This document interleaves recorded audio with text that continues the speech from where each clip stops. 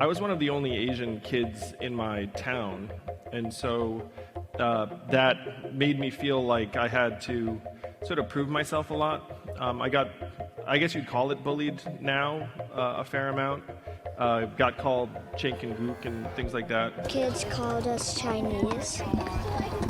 And they said, go away, you have the coronavirus. Like, people would pull their eyes back and they would just like taunt me, and they would say, oh look, can you even see anything out of your eyes? Honestly, this kind of bullying was so common to me that I didn't even realize that it was actually bullying. If they're young enough to experience racism and sexism and oppression, they're young enough to learn about it. Welcome to Radical Cram School. We're going to learn about social justice, revolution, and how to be powerful in the bodies that you have. I was on Facebook, and Teddy, who lives in Ohio, messaged and asked if I was going to be around LA on Christmas break, because basically Teddy's then 8-year-old daughter Liberty had come home saying, I came home because some kids were being a bit strange when I mentioned that I was Chinese, or when they asked if I was Chinese or some sort of Asian. And so I came home and I told my dad and my mom that I wish I wasn't Chinese. And Teddy wanted me, as an empowered Asian American woman, to say something to empower Liberty. And I was thinking, wow, I don't know what I would say to Liberty and her friends, because I was also someone at her age who was like, I wish I wasn't Chinese anymore. But instead of expressing my insecurities, I screamed aloud, let's make this a web series. I'll empower them. And this was the birth of Radical Cram School. Your English is really good. For an immigrant, Wing Wong.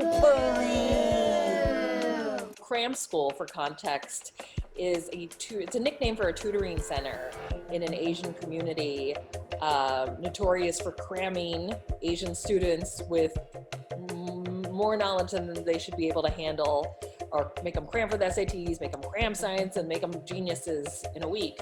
And so the joke as Radical Cram School was that we're cramming kids with radical social justice education. So auto workers had no more jobs anymore. And black auto workers are having it worse because of racism. Lots of crime happens. Grace and Jimmy often had their house broken into. This was an interesting challenge, but it was also this opportunity to kind of make the programming that I wanted to see when I was growing up. My day job is I'm a professor at a university. And so I normally teach to undergraduates or graduate students.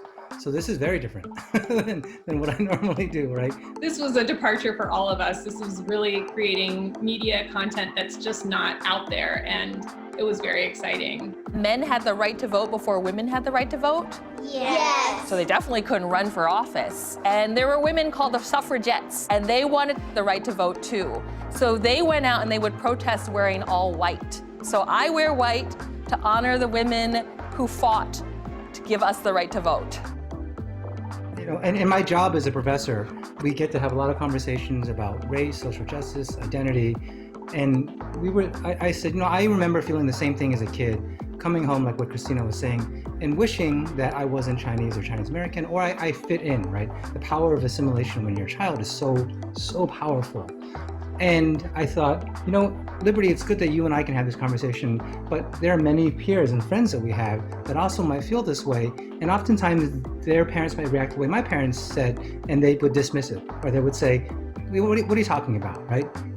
Because they didn't understand, right, just how vicious and how hurtful it can be to feel depowered. We're skirting over some very difficult and very intense subjects, you know, the Japanese internment concentration camps, right? The sort of racial violence that's been felt throughout the United States, and talking about them through song and through skits, and opening up spaces for children to explore them themselves, as opposed to really coming at it head on. What is this? Misogyny. Misogyny. What do we think it is?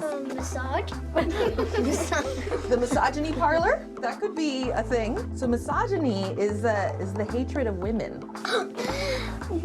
Is that weird? That's Yeah. weird. It's not fair to hate your mother or your sister or something like that.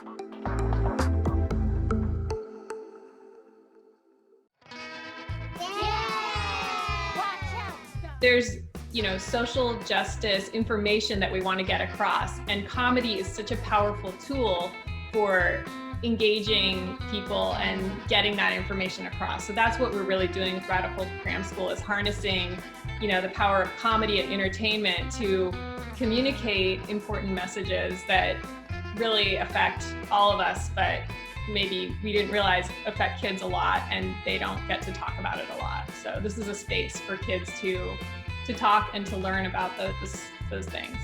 We're learning right now in this time of COVID and learning online how important it is to be active and to be good with a camera and entertaining, because that's our only hope for translating information over to an audience. We really work because Teddy's background is an educator and mine is more as a big flailing visual performing artist. And we're trying to find ways that it's not just interesting for the cast of kids who's learning in front of a camera, but that the audience at home is also absorbing some of this information. So a lot of the aesthetic ends up being a lot of hand sewing. So you see a lot of felt signage. We even made the costumes on our sewing machines, and trying to keep things as visual and colorful as possible. I would say, Christina, Janessa, all of us, Anna Michelle, who did the songs, really did a great job of making these things appropriate for children in ways so that the fear and anxiety are not at the forefront, right? The actual issue is, what is fair? What is not fair? What does justice mean? And what are the societal, historical implications of these topics? Interracial marriage was illegal. Please welcome Auntie Mia Yamamoto!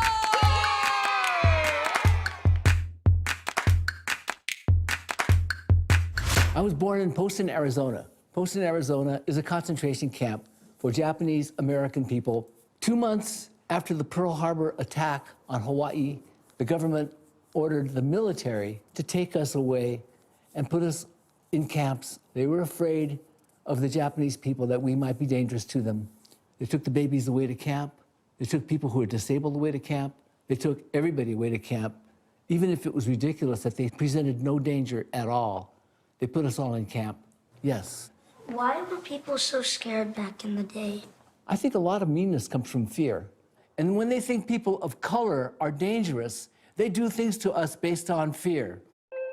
I've written stuff for children, I've written stuff for teachers, and it's rare to find stuff that's really resonating and talks to kids and treats kids as mature individuals who have stories and have ideas. And like Christina was saying, you don't have to learn about racism, you don't have to learn about exclusion and othering, because many children have experienced it in so many ways, right? They see and they hear things that oftentimes they might not know how to articulate in adult words, but they feel it.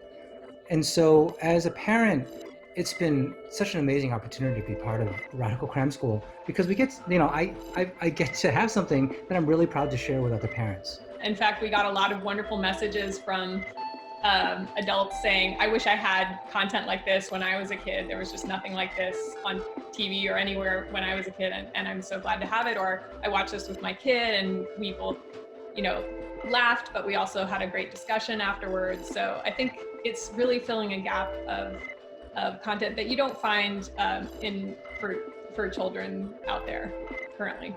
Why doesn't she have a mouth?